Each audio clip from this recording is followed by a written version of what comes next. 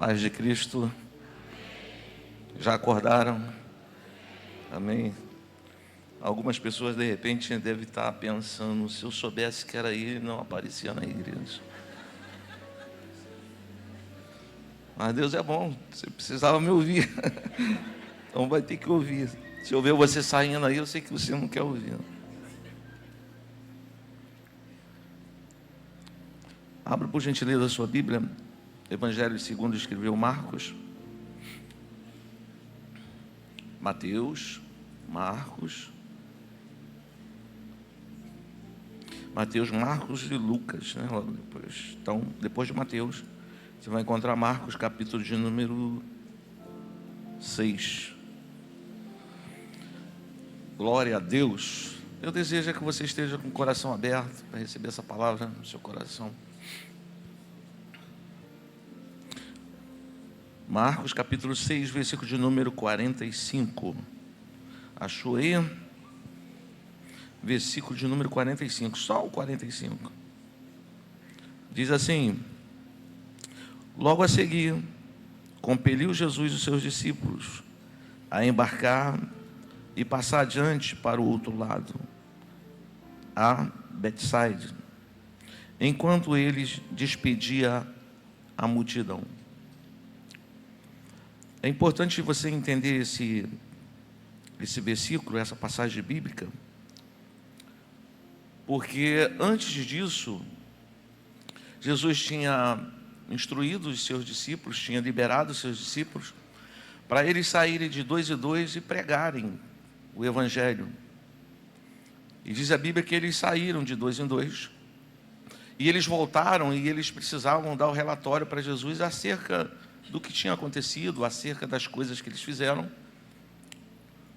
Diz a Bíblia que eles estavam tão ocupados que eles não tinham tempo para reclinar, para descansar. E Jesus fala para eles assim: olha, nós vamos para um lugar à parte para descansarmos.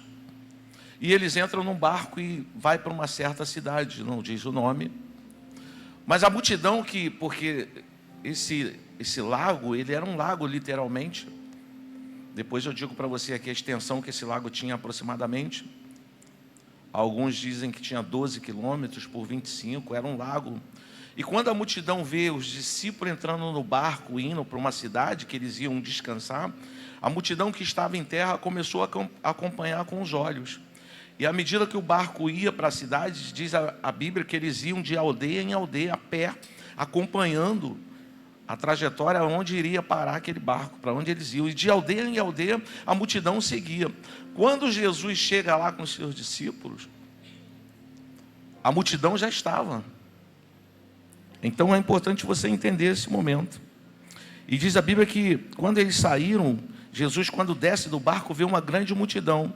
E diz que ele teve compaixão deles, porque eram como ovelhas. É a Bíblia que diz, como ovelhas que não tinham pastor. E começou a ensinar essa multidão. Ou seja, aquilo que era para eles descansarem, aquilo que eles iam fazer numa cidade, na realidade não aconteceu nada disso, porque eles começaram a ensinar. E diz a Bíblia que ele teve compaixão. Compaixão, entre outras definições, é sentimento típico dos seres humanos, que caracteriza pela piedade e empatia em relação à tristeza alheia. A compaixão desperta a vontade em ajudar o próximo a superar os problemas. Marcos diz, como eu falei para você, que o que já era adiantado, ou seja, já era tarde. Naquele dia eles começaram a ensinar, já era tarde.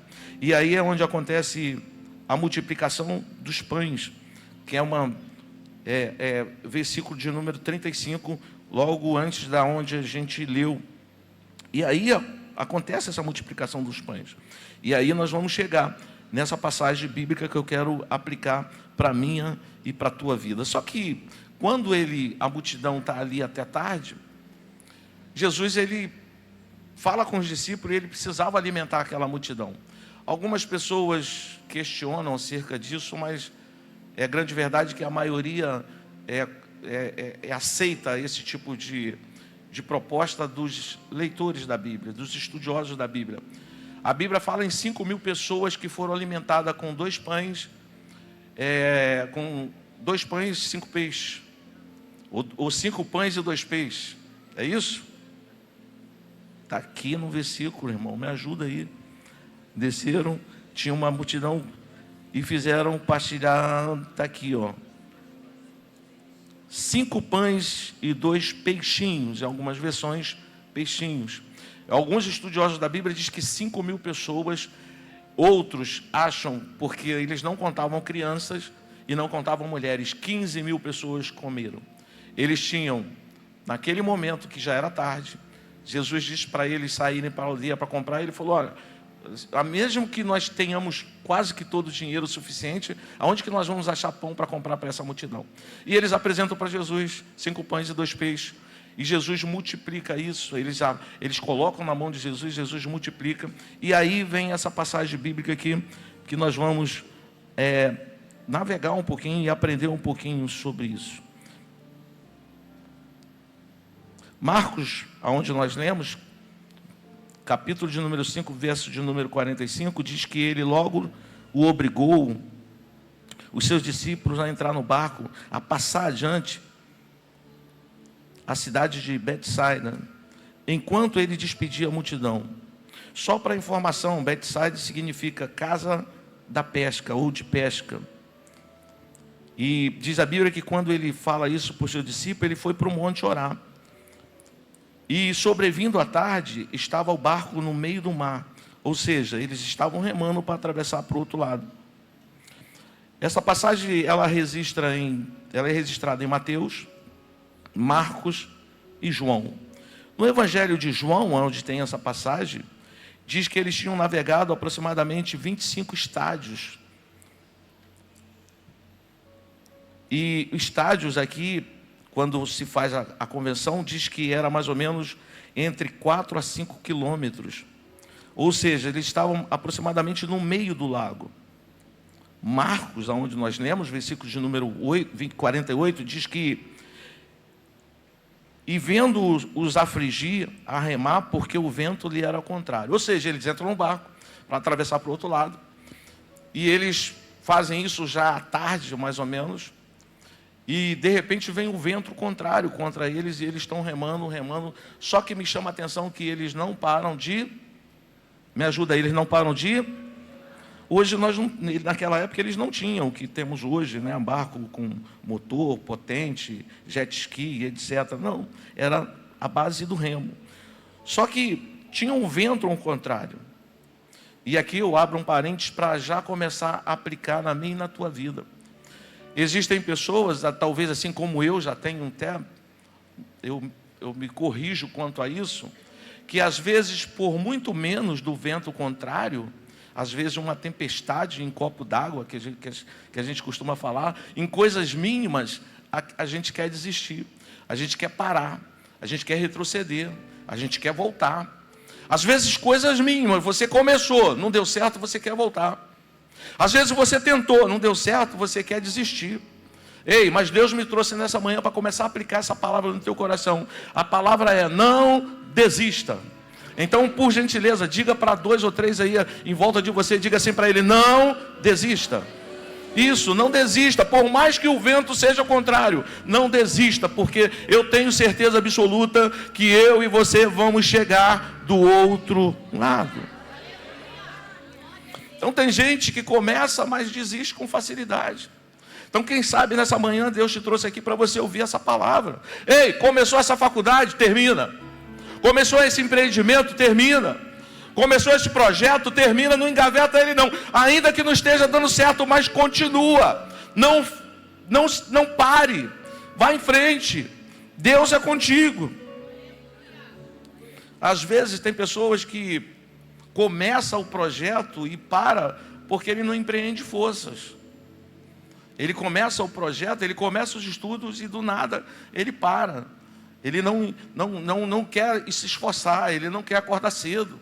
Por exemplo, tem gente que quer fazer prova para as Forças Armadas e sabe que nas Forças Armadas tem uma palavrinha chamada TAF, que é teste de aptidão física, se eu não estou enganado. Mas o camarada é gordo, por que ele não faz um esforço para perder uns quilinhos? Por que ele não faz uma academia, não faz uma caminhada? Ele sabe que vai ter testes de várias matérias, por que ele não estuda? Ou seja, ele sabe que vai ter, por que ele não se prepara para isso? Mas Deus me trouxe nessa manhã com essa palavra: não pare. Diga mais uma vez, faz um favor para mim, diga para a pessoa aí. Não. Diga para ele assim: faz um favor para mim. Não pare. Isso aí, não desista. E a Bíblia diz que perto da 4ª vigília da noite, aproximou-se dele Jesus, andando sobre as ondas. Se você ler esse trecho aqui, você vai ver isso. Me chama a atenção que os discípulos, quando estão no barco, eles não reclamam. Por exemplo, Jesus, eu e você sabemos que ele era 100% homem e 100% Deus. Ok? Amém? Se ele era Deus, ele sabia que haveria de vir uma tempestade, sim ou não? E por que eles mandou ele atravessar para o outro lado? Talvez eu e você não tenhamos a resposta. Mas o certo é que os discípulos não murmuraram. Tipo, tá lá remando, rapaz, Jesus é muito esperto. Ele sabia que ia ter uma tempestade e mandou a gente aqui sozinho. E nós ficamos sozinhos. E nós estamos sozinhos, estamos remando e ele está lá orando. Deixou a gente numa furada. Ei, não. Talvez, quem sabe, a tempestade que você está enfrentando, o vento contrário. De repente vem um sentimento no teu coração: eu estou atravessando sozinho. Ei, não está não. Eu quero garantir para você que Deus está contigo. Nessa tempestade você não vai naufragar. O Senhor é contigo e o outro lado te espera. Você vai chegar do outro lado. Calma, tenha calma.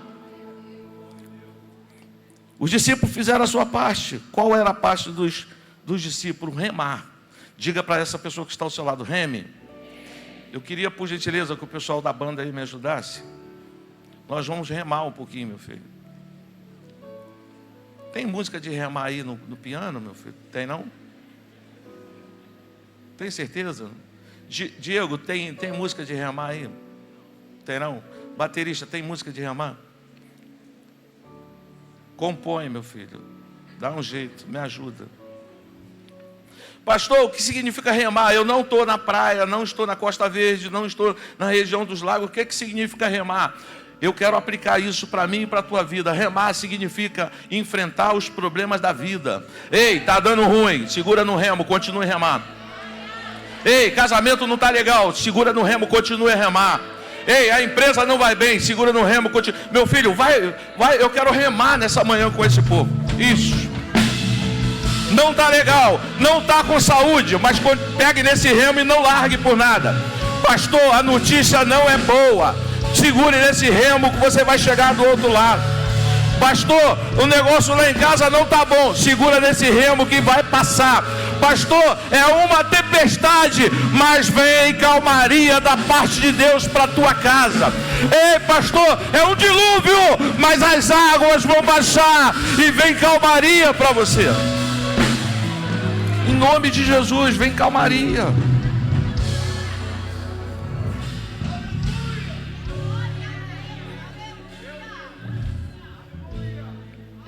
Tem vento contrário? Tem. Todos nós enfrentamos o vento contrário. Mas calma. Conheço um que ele chega para o vento e diz: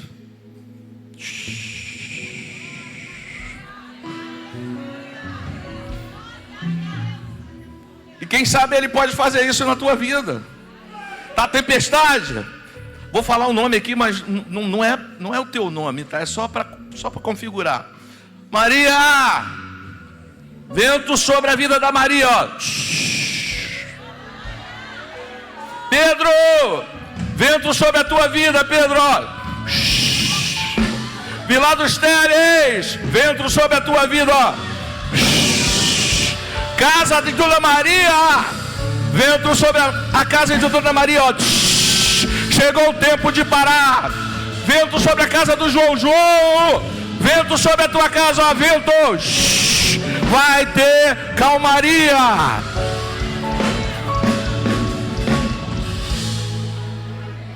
Tem vento contrário? Tem. Fica firme. Você vai chegar do outro lado. falei, mas vou repetir de novo o que eu escrevi aqui. Pastor, o meu vento é quase um dilúvio,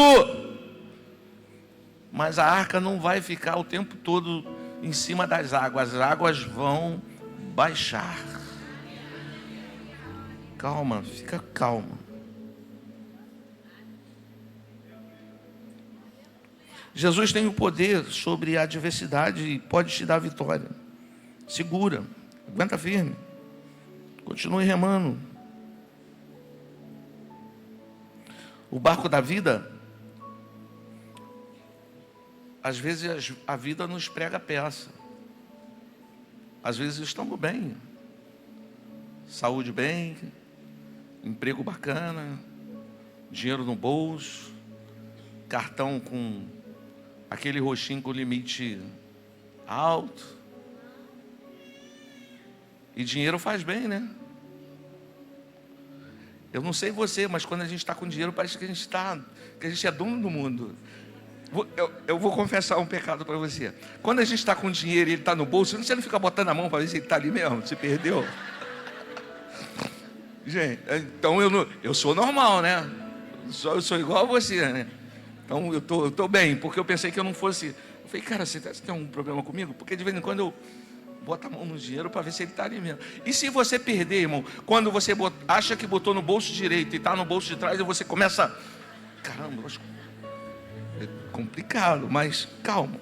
Então, na vida, às vezes nos prega peça. E às vezes está tudo bem, a gente está legal. E de repente pode começar uma tempestade. Mas a mesma tempestade que se levanta, o Deus que eu sirvo tem o poder de trazer calmaria. Calma, vai ficar. É que eu sou lento mesmo. Me ajuda mais uma vez, diga para a pessoa que está ao seu lado. Se porventura sobre a tua vida vier o vento forte, uma tempestade, não se preocupe, continue remando, porque o vento não vai te parar e você vai chegar do outro lado. Glória a Deus, vai chegar.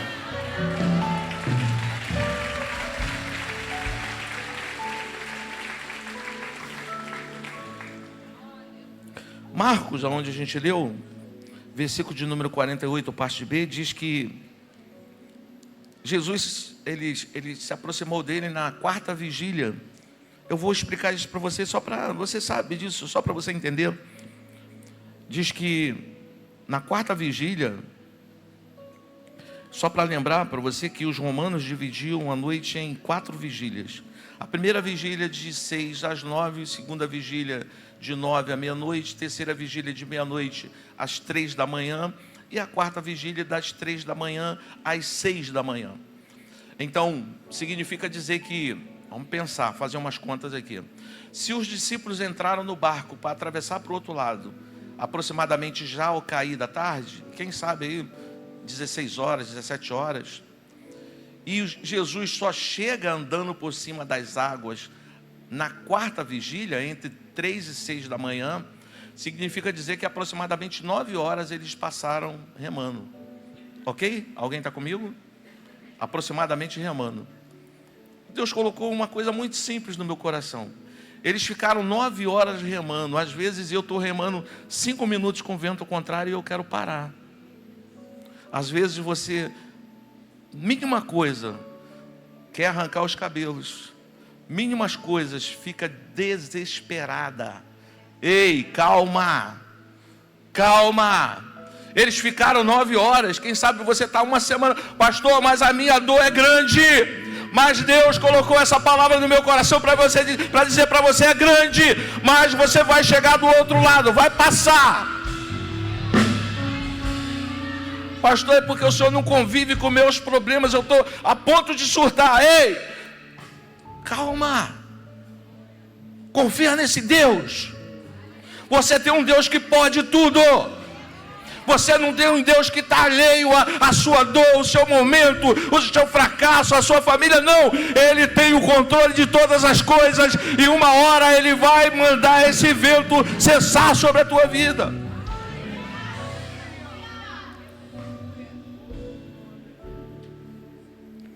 Aí diz a Bíblia que na quarta vigília, Ele se aproxima. Ou seja, não foi na primeira, não foi na segunda, não foi na terceira, não foi na quarta vigília. Eu acho que eu vou falar só mais essa vez, mas me aguenta um pouquinho aí. Diz assim, Jesus... Não, para a pessoa que está ao seu lado. Jesus não apareceu nem na primeira, nem na segunda vigília, nem na terceira, mas apareceu na quarta. Ora, se por discípulos eles demoraram, imagine para você. Diga, ora, se para os discípulos eles demoraram, imagine para você. Mas de uma coisa Ele fez, Ele chegou. Então se Ele chegou para os discípulos, vai chegar para você também. Só ter calma. Só ter calma.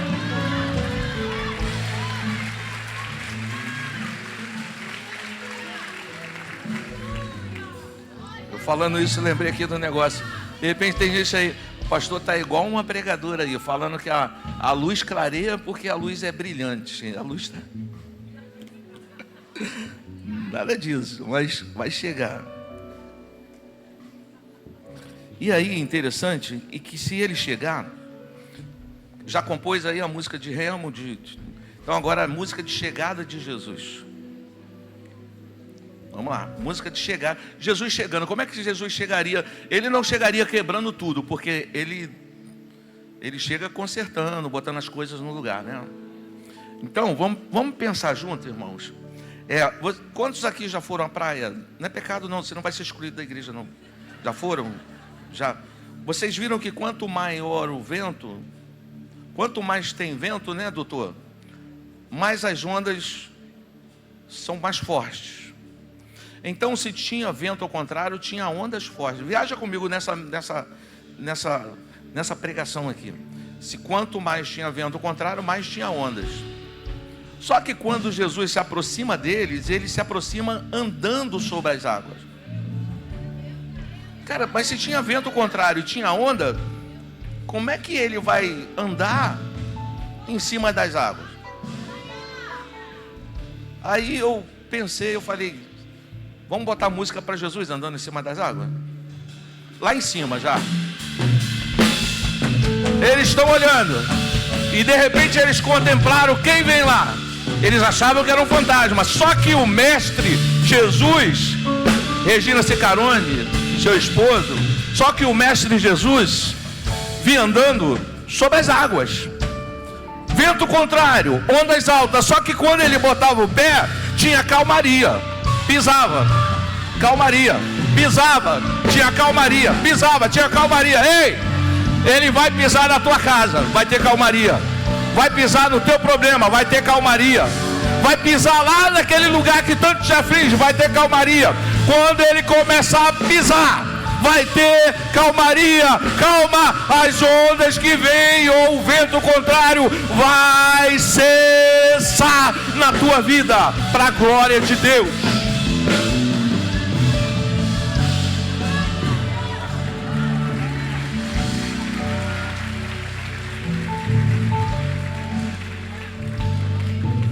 Continua aí no pisar.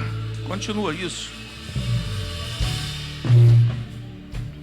Nessa manhã, Deus colocou essa palavra no meu coração para dizer que está pisando, a tua enfermidade vai passar. Está pisando, a depressão vai passar, não vai chegar na tua casa. Está pisando, a ansiedade não vai te deixar presa dentro de casa. Está pisando, síndrome do pânico está repreendido pelo poder que há no nome de Jesus. Está pisando, aquilo que você imagina que talvez possa passar, ele está dizendo: ei, dou um basta agora, estou pisando naquele lugar, estou dando calmaria, para a glória de Deus.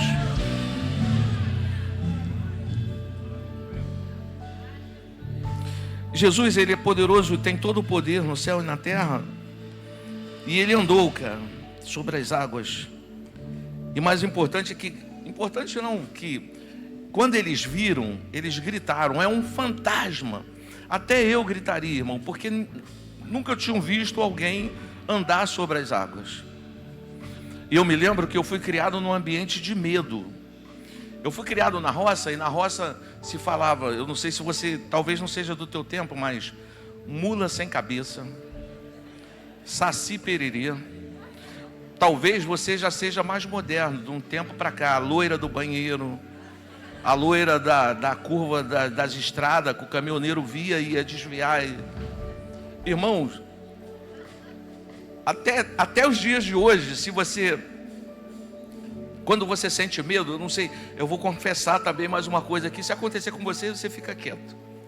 Quando a gente está com medo, e você começa a andar e está sozinho, se for meio escuro, você começa a andar, se você olhar para trás, parece que tem alguém te seguindo. Parece que a pessoa está aqui no teu cangote, assim, fungando. Aí vem um arrepio assim pela coluna. Quanto mais você pensa, pior fica. Porque você fica pensando que é um fantasma, que é alguém. Cara, o medo é terrível. O medo te assombra. Tu imagina os discípulos vendo aquela imagem de alguém andando sobre as águas. Eles pensaram que era um fantasma. Só que esse que eles pensavam que era um fantasma, ele diz: ei, sou eu, não temais. Ou seja, aquilo que te assusta, quando ele pisar lá na tua casa, não vai te assustar mais. É ele chegando, e ele vai dizer para você: ei, não temas, sou eu, o Jesus, o Nazareno, teu Salvador. Estou vindo a teu socorro, trazer calmaria para a tua vida. Eu queria que você guardasse essa palavra. Está trazendo calmaria.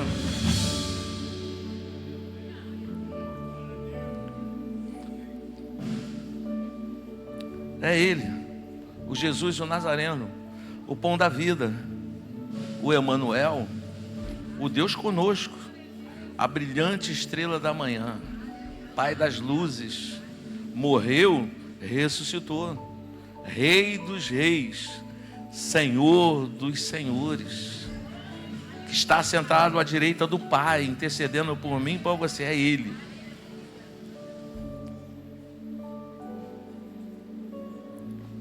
Aí ele diz: calma, sou eu, não tem mais.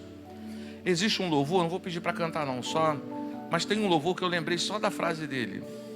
Danúbio, tá procurando o louvor? Tá, né? Isso aí. Diz assim: eu cuido de ti, eu cuido de ti.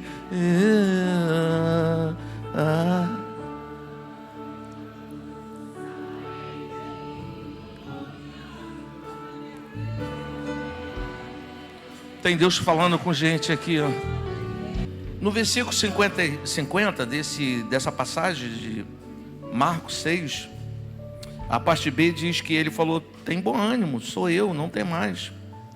Aí Pedro, audacioso que sempre foi, ele diz: Senhor, se é tu mesmo, manda-me ter contigo sobre as águas. Engraçado que ele não diz assim: manda-me ter mas ele diz sobre as águas, ou seja, ele queria caminhar. E ele disse: vem, Pedro. E Pedro, descendo do barco, andou sobre as ondas para ter com Jesus. Aí a Bíblia, no versículo de número 30, diz que, sentindo o vento forte, teve medo e começou a ir para o fundo e clamou dizendo: Senhor, salva-me. Você e eu sabemos que Pedro era pescador. Você e eu sabemos que tem um episódio na Bíblia que ele nada. Então ele sabia nadar, ok? Amém? E por que aqui ele não tentou nadar? Ele começou a afundar e ele pediu ao Senhor para segurar nas mãos deles. Ele poderia muito bem ter tentado nadar, voltar para o barco. Ele poderia estar ali boiando, não sei. Mas ele diz: Senhor, socorre-me. Ele diz: estou indo para o fundo, ele clamou dizendo: salva-me. E aí, pastor, o senhor tem uma resposta? Não, tem algo muito simples que Deus colocou no meu coração. Tem coisas que acontecem na minha e na tua vida que mesmo com o talento e com o conhecimento que nós temos, só é resolvido com a presença dele. Vou repetir para você guardar isso para o seu coração. Tem coisas que mesmo com o teu conhecimento, com o teu talento, com a tua habilidade, só é resolvido com a presença dele. E diz a Bíblia que Jesus segura em sua mão e entra no barco. Agora é interessante que quando Jesus faz esse procedimento de entrar no barco com ele, o vento não tinha cessado ainda. Continuou, vento contrário. O vento só cessa depois que Jesus chega no barco com Pedro. Depois que ele entra no barco. Você pode ler o trecho, pode ler nessas passagens aí, você vai ver isso. O vento só cessa depois que Jesus adentra no barco. Quem sabe, não vou julgar, não quero aqui dizer que é para todo mundo, mas essa tempestade só está assim porque você ainda não deixou Jesus entrar no teu barco. Deixa ele entrar no teu barco. Permita que ele entre. As ondas estão turbulentas, mas deixa ele entrar. Quando ele entrar, vai ter calmaria. Se coloque em pé, por favor.